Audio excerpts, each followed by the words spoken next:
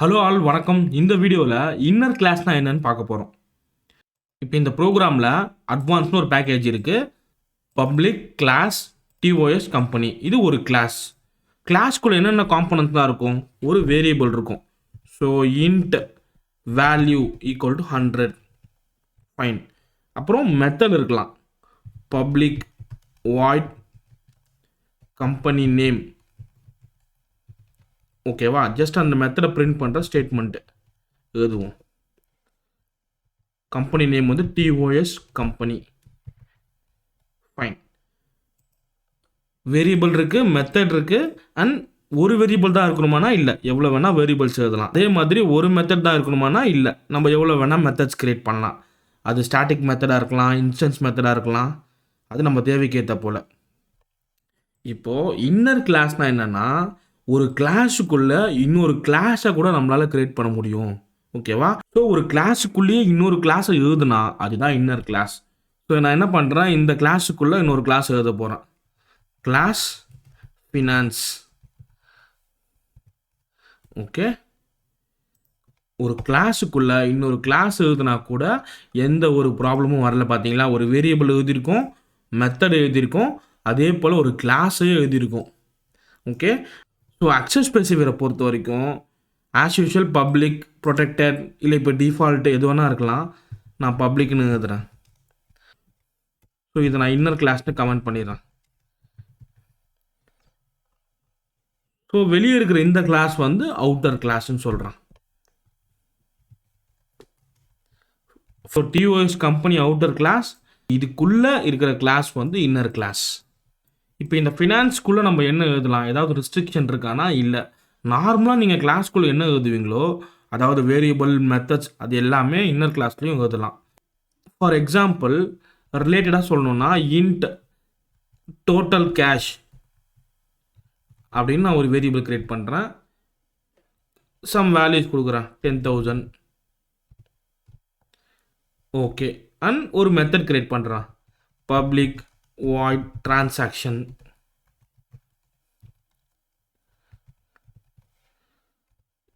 Okay. And சிம்பிளாக ஏதாவது print பண்ணுவோம், ஆல் டிரான்சாக்ஷன்ஸ்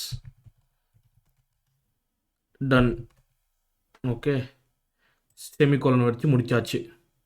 ஸோ என்ன புரிஞ்சுக்கணுன்னா, ஒரு அவுட்டர் கிளாஸ், அதுக்குள்ளே வேரியபிள், மெத்தட் எழுதியிருக்கோம், அண்ட் கிளாஸ் முடிகிறதுக்குள்ளேயே இன்னொரு கிளாஸ் எழுதியிருக்கோம், அதுதான் இன்னர் கிளாஸ்.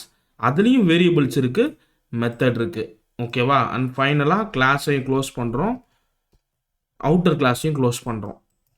ஸோ நான் அதுக்கு வந்து test.javaன்னு ஒரு ஃபைல் கிரியேட் பண்ணியிருக்கேன், பப்ளிக் கிளாஸ் டெஸ்ட். இதுக்குள்ளே மெயின் மெத்தட் இருக்குது.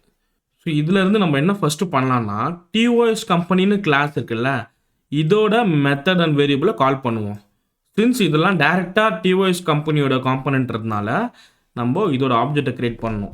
DOS company T1 equal to new DOS company.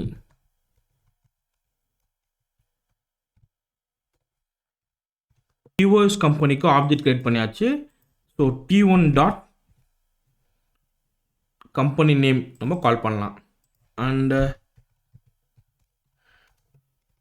T1 dot value அப்படின்ற வேரியபிளையும் யூஸ் பண்ணிக்கலாம். நான் இங்கே பிரிண்ட் பண்ணுறேன், வேல்யூ அண்ட் கம்பெனி நேம். இது ஜஸ்ட் ரன் பண்ணால் அதோட அவுட்புட் கிடைக்கும், டிஓஎஸ் கம்பெனி 100, ஓகே. கம்பெனி ஸ்பெல்லிங்கை கரெக்ட் பண்ணுவோம், COM,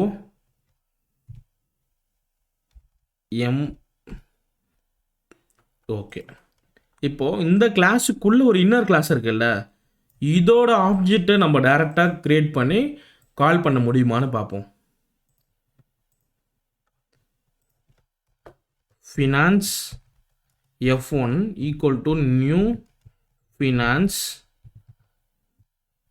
ஆக்சுவலாக நம்மளால் ஆப்ஜெக்டே கிரியேட் பண்ண முடியலங்க. அப்படி நம்ம டேரெக்டாக ஆப்ஜெக்ட் கிரியேட் பண்ணி கால் பண்ணுற மாதிரி இருந்தால் நம்ம எதுக்கு அதை இன்னர் கிளாஸ்னு சொல்லணும்? தனியாகவே எழுதிட்டு போகலாம், கரெக்டாக. நம்மளால் அவுட்டர் கிளாஸுக்கு டேரெக்டாக ஆப்ஜெக்ட் கிரியேட் பண்ணி கால் பண்ண முடியும். ஆனால் அவுட்டர் கிளாஸுக்குள்ளே ஒரு கிளாஸ் எழுதியிருக்கோம்ல, அது டேரெக்டாக ஆப்ஜெக்ட் கிரியேட் பண்ணியும் கிளாஸ் நேம் வச்சோ கால் பண்ண முடியாது. ஸோ இப்போ உங்களுக்கு இன்னர் கிளாஸோட தேவை என்னன்னு புரிஞ்சிருக்கும். சில கான்செப்டை நம்ம கிளாஸோ மெத்தடாவோ எழுதும்போது அதை ஈஸியாக வெளியிலேருந்து யாரும் டைரெக்டாக ஆப்ஜெக்டை க்ரியேட் பண்ணி கால் பண்ணக்கூடாது. அது ஒரு கிளாஸோட டிபெண்ட்டாக இருக்குது. ஸோ நீங்கள் இந்த எக்ஸாம்பிளே பாருங்களேன். இந்த ஃபினான்ஸ் டீட்டெயில்ஸ் வந்து வெளியே இருந்து யாரும் ஈஸியாக ஆப்ஜெக்ட் க்ரியேட் பண்ணி அக்சஸ் பண்ணிடக்கூடாது. இது வந்து ஒரு கம்பெனியோட ஃபினான்ஸ் டீட்டெயில். ஸோ அப்போ இந்த கம்பெனி மூலமாக தான் நம்ம இந்த ஃபினான்ஸ் டீட்டெயில் தெரிஞ்சுக்கணும். சிம்பிளாக யாருமே ஆப்ஜெக்டை க்ரியேட் பண்ணி ஃபினான்ஸ் டேட்டாவை எடுத்துக்க முடியாது. அப்போ எப்படி ஃபினான்ஸ் கிளாஸில் இருக்க கண்டென்ட்டை நம்ம கால் பண்ணுறது? ஃபஸ்ட்டு ஃபினான்ஸுக்கு ஒரு ஆப்ஜெக்டை க்ரியேட் பண்ணுவோம். Finance F1 equal to new finance. இது அலோவ் பண்ணல தான், ஓகே. பட் ஃபினான்ஸ்ன்றது எந்த கிளாஸுக்குள்ளே இருக்குது? TOS கம்பெனிக்குள்ளே இருக்குது. அப்போது TOS company dot finance. So left hand சைடில் இந்த ரெஃபரன்ஸ் செக்ஷன் ஓகே. நீங்கள் வெறும் கிளாஸ் நேம் ரெஃபரன்ஸ் நேம் போடாமல் உங்களோட outer class name dot inner class name அதுக்கப்புறம் ரெஃபரன்ஸ் நேம் கொடுத்தா தான் இது அலோவ் பண்ணும், ஓகே. அதே மாதிரி ரைட் ஹேண்ட் சைட்லேயும் பார்த்தீங்கன்னா எரர் அடிக்குது. இது எப்படி சால்வ் பண்ணலாம்? ஸோ அதை சால்வ் பண்ணுறதுக்கு முன்னாடி உங்களுக்கு இன்னொரு விஷயத்தை நான் சொல்கிறேன். ஒரு கிளாஸுக்குள்ளே ஸ்டாட்டிக் ஆர் நான் ஸ்டாட்டிக், அதாவது இன்ஸ்டன்ட்னு கூட சொல்லுவோம், கரெக்டாக? இப்படி தான் காம்பனண்ட் இருக்கும். அதே மாதிரி கிளாஸுக்குள்ளே இருக்கிற கிளாஸும் இதர் ஸ்டாட்டிக் கிளாஸாக இருக்கலாம், இல்லை நான் ஸ்டாட்டிக் கிளாஸாக இருக்கலாம். ஸோ இது என்ன கிளாஸ்னு பார்த்தீங்கன்னா நான் ஸ்டாட்டிக் கிளாஸ். புரியுதா? ஸ்டாட்டிக்னு கீவேர்டே பயன்படுத்தாத கிளாஸ். எந்த ஒரு நான் ஸ்டாட்டிக் காம்பனண்ட்டையும் நம்ம அக்சஸ் பண்ணால் என்ன பண்ணணும்? அந்த கிளாஸோட ஆப்ஜெக்டை க்ரியேட் பண்ணணும், கரெக்டாக? இதோட ஆப்ஜெக்டை க்ரியேட் பண்ணி தான் வேல்யூன்ற வேரியபிளை கால் பண்ண முடிஞ்சுது. இதோட ஆப்ஜெக்டை க்ரியேட் பண்ணி தான் கம்பெனின்ற மெத்தட் கால் பண்ண முடிஞ்சுது. அதே போல் தான் TOS கம்பெனியோட ஆப்ஜெக்டை க்ரியேட் பண்ணி தான் இன்னர் கிளாஸையும் கால் பண்ண முடியும். ஸோ ரைட் ஹேண்ட் சைடில் டேரெக்டாக இன்னர் கிளாஸுக்கு ஆப்ஜெக்ட் க்ரியேட் பண்ணாமல் ஃபஸ்ட்டு TOS கம்பெனிக்கு நம்ம ஒரு ஆப்ஜெக்ட் க்ரியேட் பண்ணியிருக்கோம்ல, அதை போடணும். T1 டாட் அதுக்கப்புறம் இன்னர் கிளாஸுக்கான ஆப்ஜெக்டை நீங்கள் க்ரியேட் பண்ணலாம். ஸோ சின்ஸ் இது வந்து நான் ஸ்டாட்டிக் கிளாஸ்ன்றதுனால இதுக்கு என்ன தேவை? அவுட்டர் கிளாஸோட ஆப்ஜெக்ட் தேவை. அது மூலமாக நீங்கள் டாட்னு கொடுத்து உங்களோட இன்னர் கிளாஸுக்கு நீங்கள் ஆப்ஜெக்ட் க்ரியேட் பண்ணலாம். இப்போ F1 டாட் டிரான்சாக்ஷன்ற மெத்தடை கால் பண்ணுறேன், ஓகே. அண்ட் F1 டாட் நம்ம அந்த கேஷ் வேரியபிளையும் பிரிண்ட் பண்ணிவிடுவோம். F1 டாட் டோட்டல் கேஷ், ஓகேவா? இந்த ப்ரோக்ராமை நான் ரன் பண்ணுறேன்.